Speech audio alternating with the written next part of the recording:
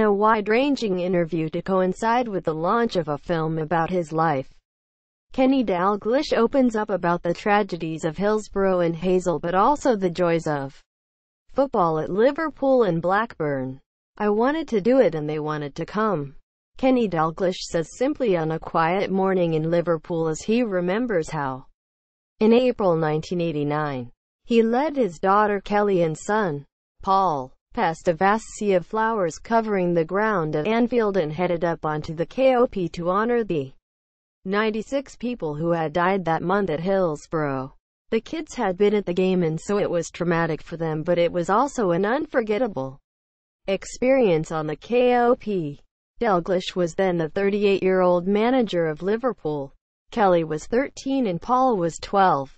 Liverpool had asked him to become their player-manager almost 4 years earlier.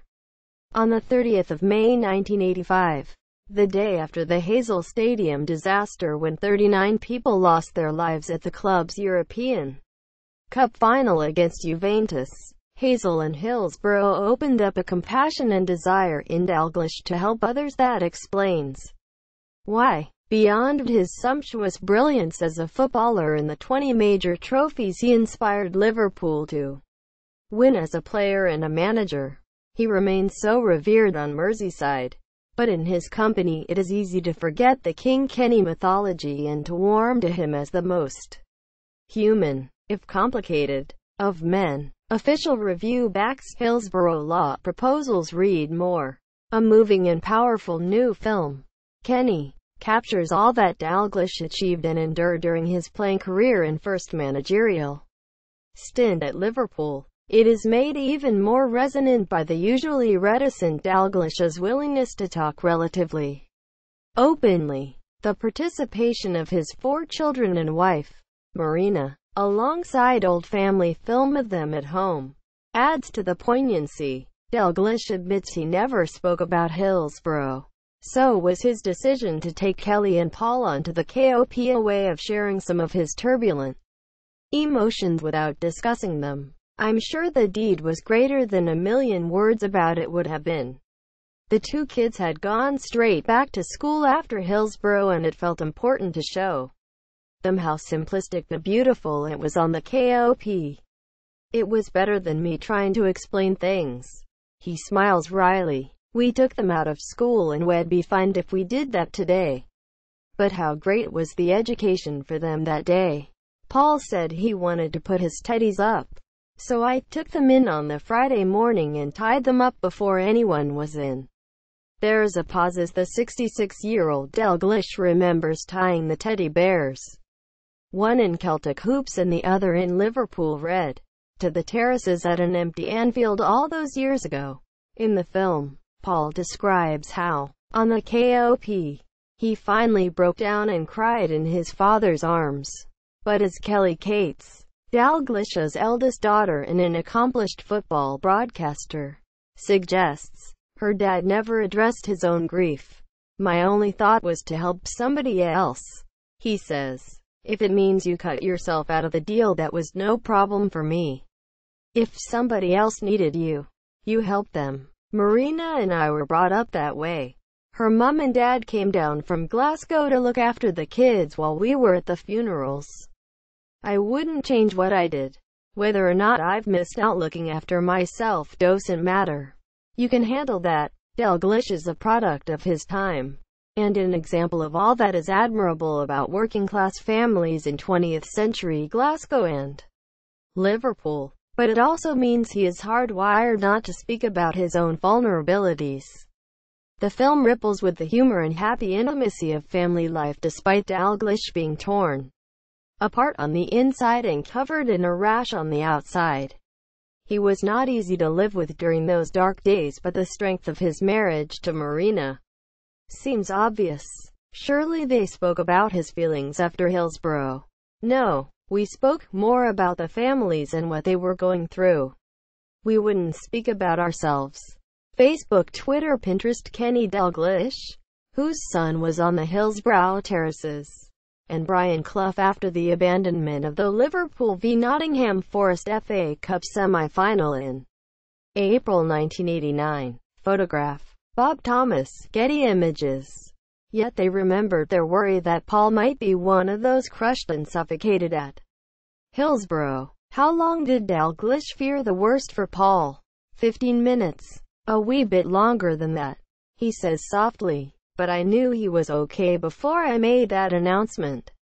When Dalglish addressed the Hillsborough crowd, that was before 4 o'clock because I remember walking through the kitchens and the radio was giving the halftime scores. The trouble started at 6 minutes past 3, so I was worried about Paul for more than half an hour. He was with the Liverpool supporters and had walked through the Leppings Lane end. I saw him in the tunnel and all you heard was me saying, "There he is." That moment must have been one of surging relief. Yeah, but I was lucky I had that moment. Many people did not have that good fortune. The Guardian view on Hillsborough prosecutions. An interminably long wait. Editorial. Read more. The wounds were ripped open again by the lies told by the Sun and the police.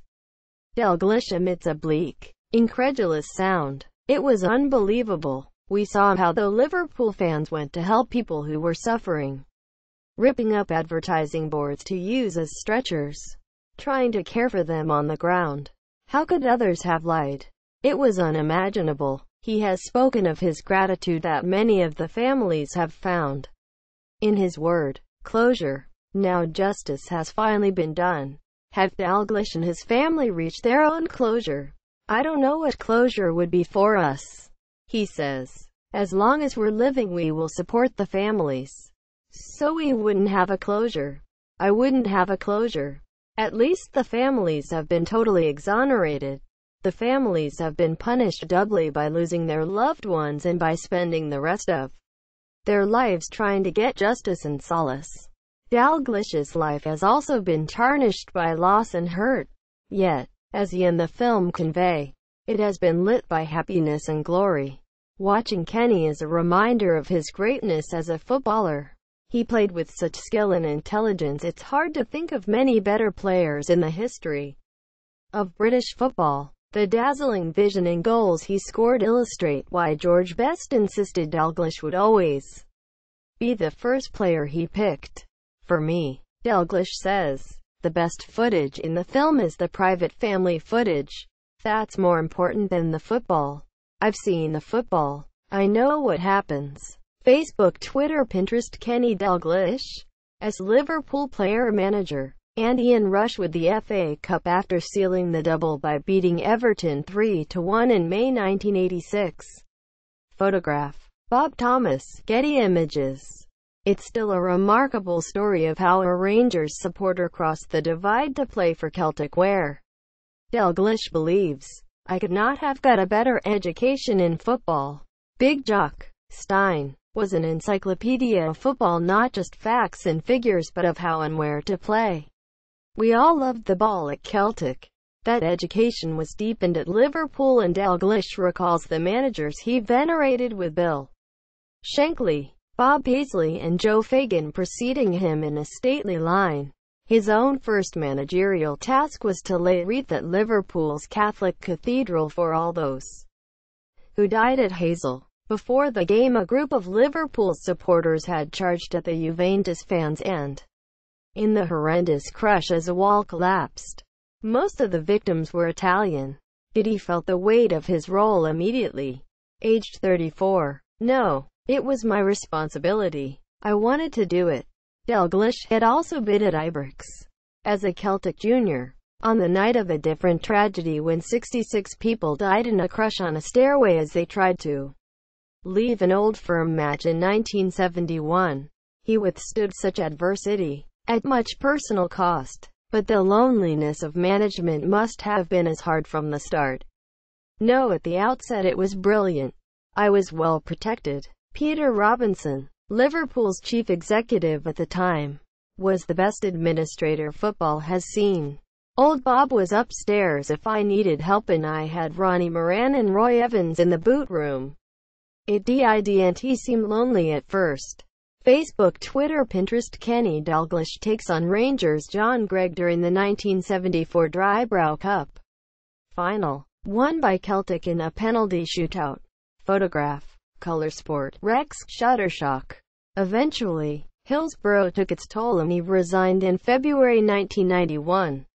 After a chaotic 4-4 draw with Everton when he felt unable to make any more decisions. Before then he had been successful and resilient, winning the double in his first season in charge. Alan Hansen said it was the worst Liverpool team he played in. He was part of it, so he made a great contribution. Dalglish laughs. We'd been in the European Cup final in May 1985 and this was the 85-86 season. People think there was very little change, but Craig Johnston and Jan Molby played more regularly. We signed Steve McMahon, and Alan Kennedy and Phil Neal were replaced by two young fullbacks in Stevie Nicol and Jim Beglin. It was a testing experience for everyone after Hazel, but it felt seamless because there was no shouting or bawling. We didn't do too badly. Dalglish created a more thrilling side win.